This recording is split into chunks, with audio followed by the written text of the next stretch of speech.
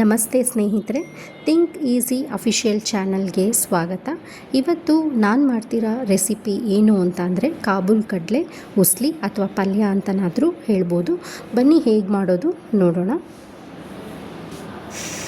ಕಾಬೂಲ್ ಕಡಲೆ ಉಸ್ಲಿ ಮಾಡಲಿಕ್ಕೆ ನಾನು ಬಾಣಲಿ ಇಟ್ಟಿದ್ದೀನಿ. ಬಾಣಲಿಗೆ ಸ್ವಲ್ಪ ಕೊಬ್ಬರಿ ಎಣ್ಣೆ ಹಾಕ್ಕೊಂಡಿದ್ದೀನಿ. ಕೊಬ್ಬರಿ ಎಣ್ಣೆಗೆ ಸ್ವಲ್ಪ ಇಂಗು ಹಾಕ್ಕೊಂಡಿದ್ದೀನಿ. ಈಗ ಒಗ್ಗರಣೆಗೆ ಏನೇನು ಬೇಕೋ ಸಾಸಿವೆ ಹಾಕ್ಕೊಳ್ಳೋಣ.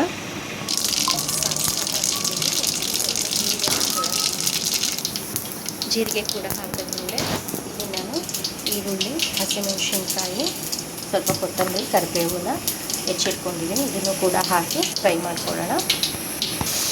ನೋಡಿ, ಎಲ್ಲ ಹಾಕಿ ಫ್ರೈ ಮಾಡ್ಕೊಳ್ತೀನಿ. ಲೈಟಾಗಿ ಸ್ವಲ್ಪ ಉಪ್ಪು ಮತ್ತು ಅರಿಶಿನ ಹಾಕಿ ಲಿಡ್ ಕ್ಲೋಸ್ ಮಾಡಿಡೋಣ, ಅದು ಬೇಯೋದಕ್ಕೆ. ಉಪ್ಪು ಮತ್ತು ಅರಿಶಿನ ಹಾಕಿ ಬಾಯ್ಲ್ ಮಾಡೋಕ್ಕೆ ಇಟ್ಟಿದ್ದೀನಿ. ಈಗ ಲಿಡ್ ಕ್ಲೋಸ್ ಮಾಡಿಡೋಣ. ಲಿಡ್ ಕ್ಲೋಸ್ ಮಾಡಿದ್ದೀನಿ. ಒಂದು 5 ಮಿನಿಟ್ಸು ಇದೇ ಥರ ಬಾಯ್ಲ್ ಆಗಲಿಕ್ಕೆ ಬಿಡೋಣ.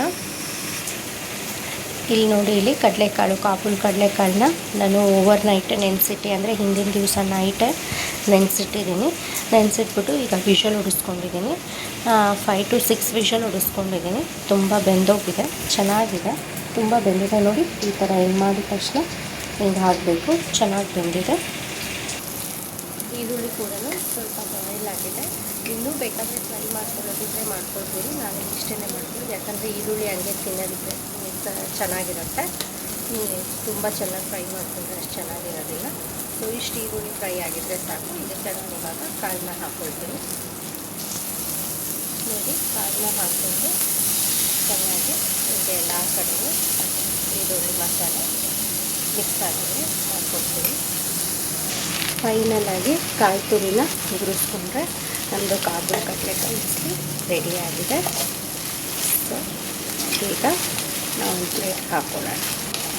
ಅಷ್ಟೇ, ಫೈನಲಿ ಇದು ದಿಢೀರ್ ಅಂತ ಮಾಡ್ಬೋದು. ಅಂದರೆ ಮುಂಚೆನೇ ಕಾಳನ್ನ ನಾವು ನೆನೆಸಿಟ್ಟಿದ್ರೆ ಆರಾಮಾಗಿ ಮಾಡ್ಕೊಳ್ಬೋದು. ಸೊ ಸ್ನೇಹಿತರೆ, ಈ ಸಿಂಪಲ್ ಆಗಿರೋ ರೆಸಿಪಿ ನಿಮಗೆ ಇಷ್ಟ ಆಗಿದ್ದಲ್ಲಿ ಪ್ಲೀಸ್ ನಮ್ಮ ಚಾನಲನ್ನು ಲೈಕ್ ಮಾಡಿ, ಶೇರ್ ಮಾಡಿ ಹಾಗೂ ಕಮೆಂಟ್ ಮಾಡಿ ಮತ್ತು ಸಬ್ಸ್ಕ್ರೈಬ್ ಮಾಡೋದು ಮರಿಬೇಡಿ. Thank you.